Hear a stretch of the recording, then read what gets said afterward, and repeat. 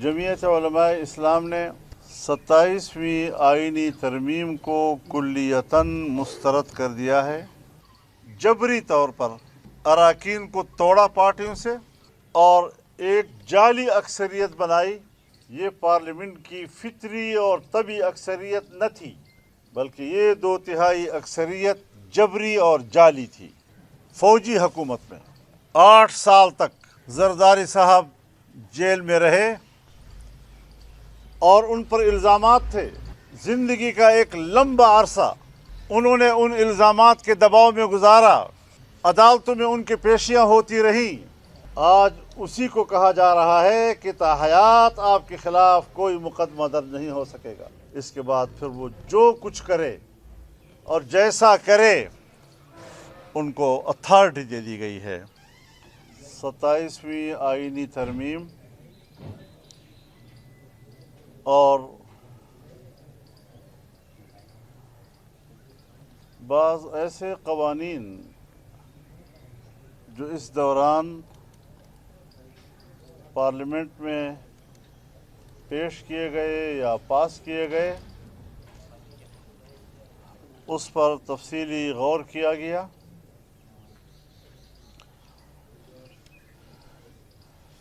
جمعیت علماء اسلام نے 27ویں آئینی ترمیم کو کلیتاً مسترد کر دیا ہے اور پارلیمنٹ میں ہمارے پارلیمانی اراکین نے اس کی مخالفت کی۔ مرکزی مجلس شورا نے اپنے پارلیمانی اراکین کے اس فیصلے اور مخالفت کی توثیق کر دی ہے۔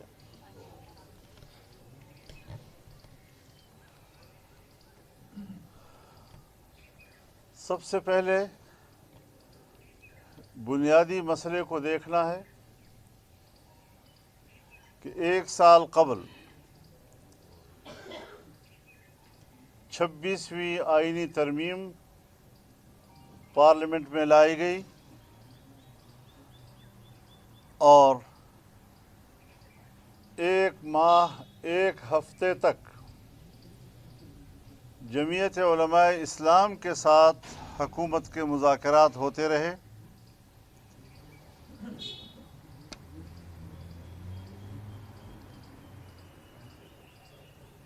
پاکستان تحریک انصاف آن بورڈ تھی اور ہم آئینی ترمیم کے حوالے سے ہر پیش رفت سے ان کو آگاہ کرتے رہے، ان کو اعتماد میں لیتے رہے، ان کی تجاویز بھی لیتے رہے اور ان کی تجاویز پر ہم سٹینڈ بھی لیتے رہے اور حکومت کو وہ مطالبات منوانے پر ہم مجبور بھی کرتے رہے۔ یعنی وہ ترمیم ایک باہمی مشاورت کے مراحل سے گزری اور کہا جا سکتا ہے کہ وہ ترمیم پارلیمنٹ میں متفقہ منظور ہوئی۔ ہماری یہی کوشش رہی کہ آئین میں کوئی ایسی تبدیلی نہ ہو کہ پاکستان کے آئین کے متفقہ ٹائٹل مجروح ہو جائے، لیکن 27ویں ترمیم کے دوران ان کا فرض تھا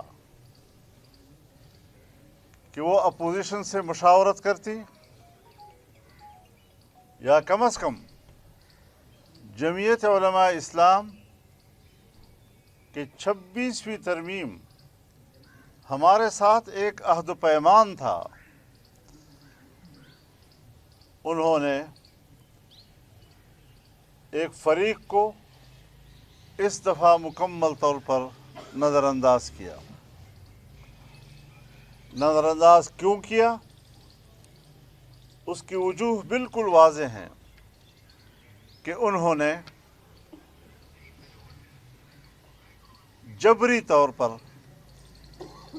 اراکین کو توڑا پارٹیوں سے، اور ایک جعلی اکثریت بنائی۔ یہ پارلیمنٹ کی فطری اور طبعی اکثریت نہ تھی، بلکہ یہ 2/3 اکثریت جبری اور جعلی تھی۔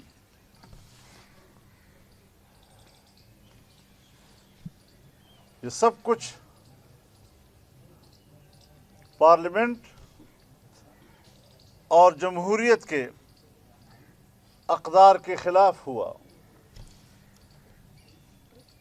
اس سے حکومت کی عزت میں اضافہ نہیں ہوا۔ جو قوتیں اس ترمیم کو لانے میں مصر تھیں، ان کی عزت میں کوئی اضافہ نہیں ہوا، اور اس طرح عوام میں حکومت کی مقبولیت بڑی تیزی سے گری ہے۔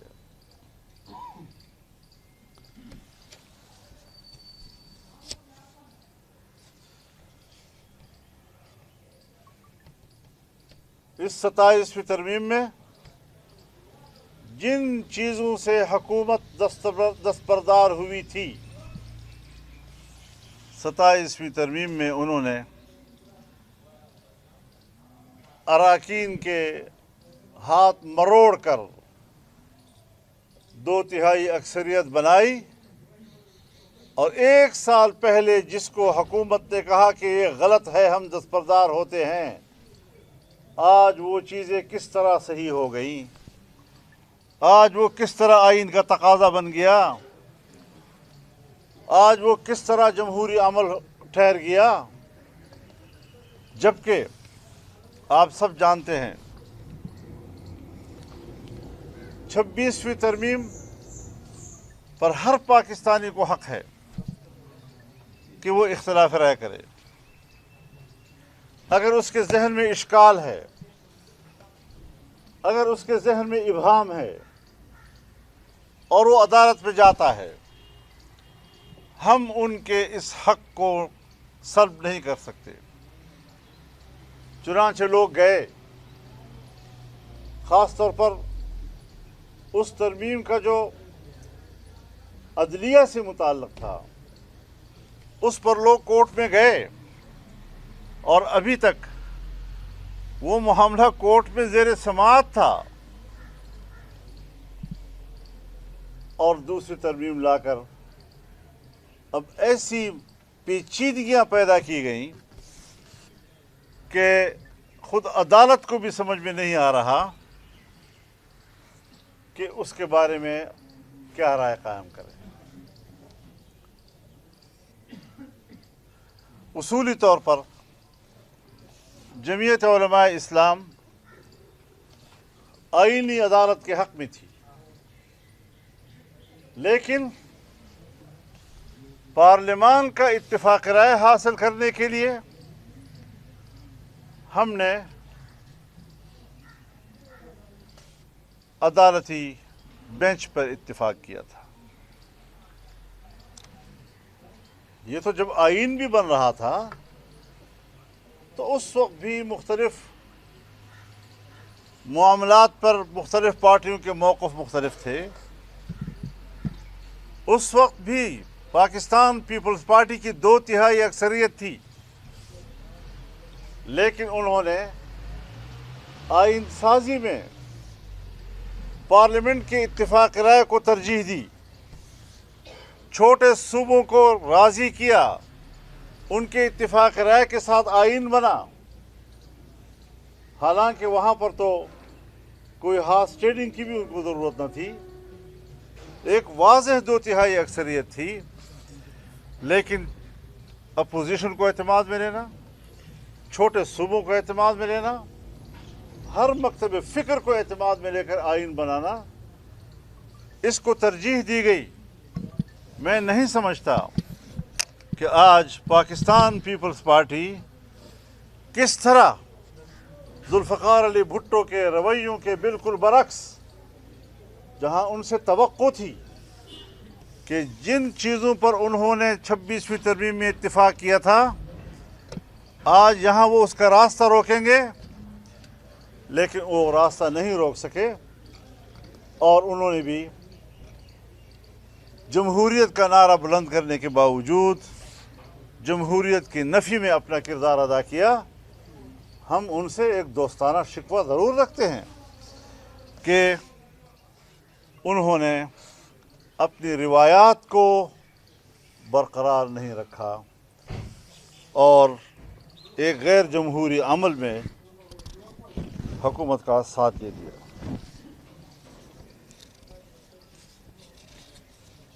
آئین ایک قومی امانت ہے، آئین ایک قومی اثاثہ ہے، آئین ایک میثاق ملی ہے، یہ پاکستان کی قومی وحدت کی علامت ہے۔ اگر خدا نہ کرے آئین متنازع ہو جائے تو دنیا کی کوئی طاقت پاکستان کو ایک ملک نہیں رکھ سکتی اور پاکستانی کو ایک قوم نہیں بنا سکتی۔ اس آئین پر ہماری کمٹمنٹ ہے۔ بارہا اس ایوان میں ہم اس آئین کے تحفظ کا حلف اٹھا چکے ہیں۔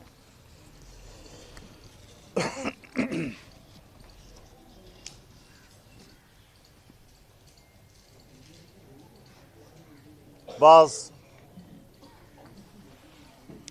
اہل منصب کو تاحیات استثناء دیا گیا۔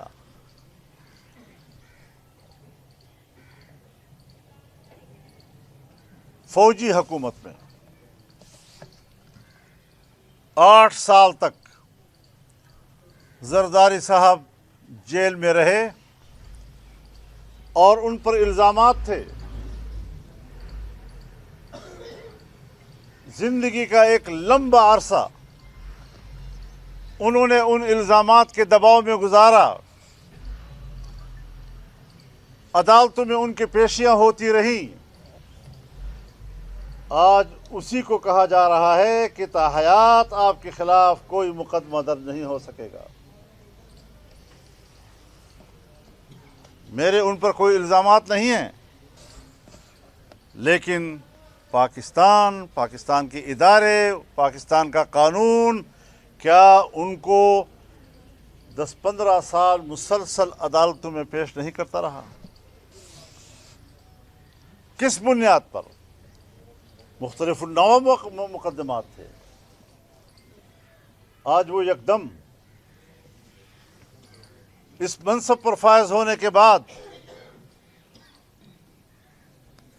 ایسا معصوم انسان کا روپ دھار گیا کہ اب تاحیات اس کے بارے میں کوئی مقدمہ ہی درج نہیں ہو سکے گا۔ اس کے بعد پھر وہ جو کچھ کرے اور جیسا کرے، ان کو اتھارٹی دے دی گئی ہے کہ آپ سب کچھ کر سکتے ہیں۔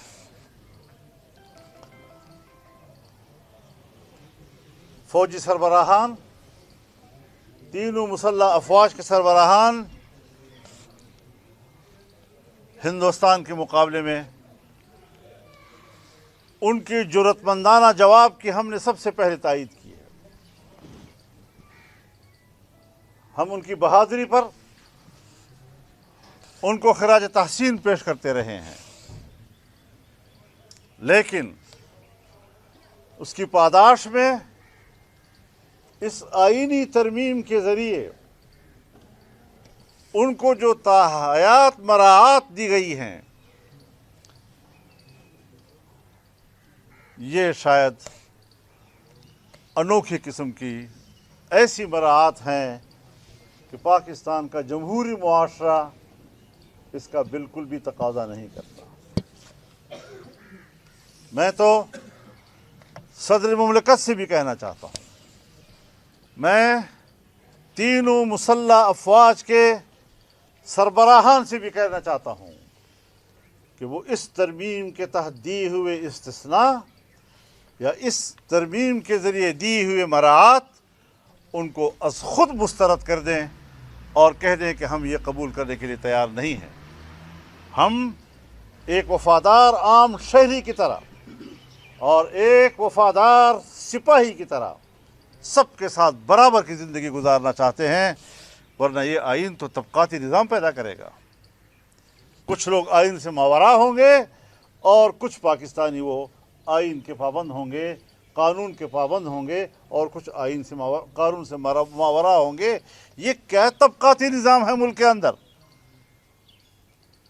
مساوات کے نعرے لگانا اور اس کے بالکل تضاد کا قانون پاس کرنا، یہ میرے خیال میں کسی جمہوریت پسند اور نظریاتی شخص یا جماعت کے لیے شائع نشان نہیں ہے۔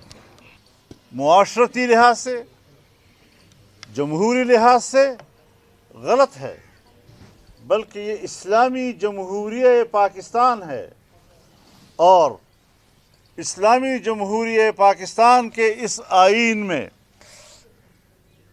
قرآن و سنت کو اس ملک کے قانون سازی کا اساس قرار دیا گیا ہے، تو اسلامی تعلیمات کی بھی منافی ہے۔ اگر خلفائے راشدین وہ عدالت کے سامنے پیش ہو سکتے تھے، عام شہری ان کو عدالت میں لا کر کٹہرے میں کھڑا کر سکتا تھا، ہمارے حکمران خلفائے راشدین سے بھی بلند مرتبے کے ہو گئے ہیں۔ تاریخ اسلام میں اسلامی دنیا کے سربراہان عدالتوں میں لائے گئے، عدالتوں میں پیش ہوئے، عدالت کے فیصلے ان کے بارے میں ہوئے، لیکن یہاں پر مساوات کی باتیں ہو رہی ہیں۔ قانون کی نظر میں سب برابر ہیں، تو قائد اعظم کے وہ اصول جو پاکستان کے لیے تھے، یہ تو اس کی بھی نفی ہے۔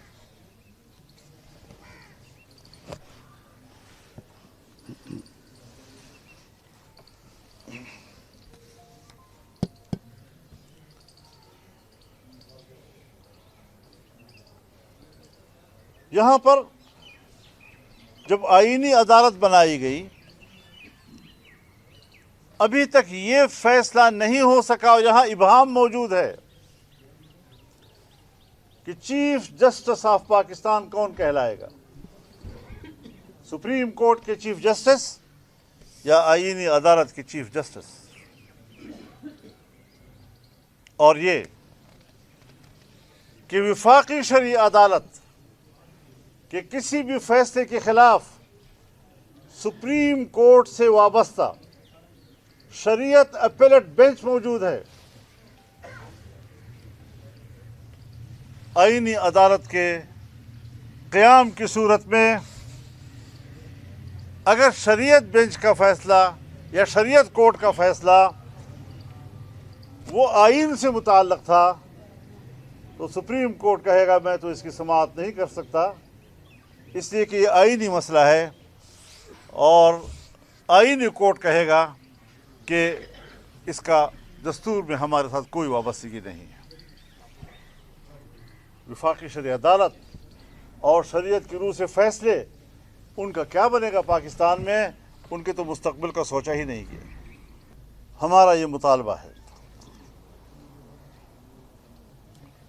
کہ فیڈرل شریعت کورٹ اور سپریم کورٹ شریعت اپیلٹ بینچ کو فعال بنایا جائے۔ فیڈرل شریعت کورٹ ایک لمبے عرصے سے نامکمل ہے، 2 علماء کرام ان کے مستقل اراکین ہیں تاکہ شریعت کی روح سے کورٹ کی رہنمائی کر سکیں، لیکن ان 2 ججز کا علماء کی صورت میں آج تک انتخاب نہیں ہو رہا، ان کی نامزدگی نہیں ہو رہی۔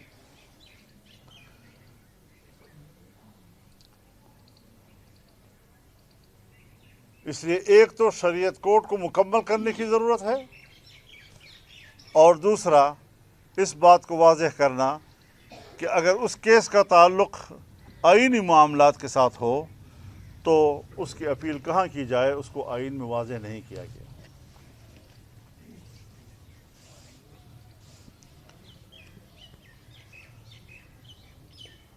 جمعیت علماء اسلام کی نظر میں 27ویں آئینی ترمیم سے نہ تو دستور میں کوئی بہتری آئے گی، نہ یہ عوامی مفاد کا تقاضا پورا کرے گی، اور نہ اسلام کی روح سے اس کو کوئی جائز قانون قرار دیا جا سکے گا، جس کی بنیاد پر ہم مکمل طور پر 27ویں آئینی ترمیم کو مسترد کرتے ہیں۔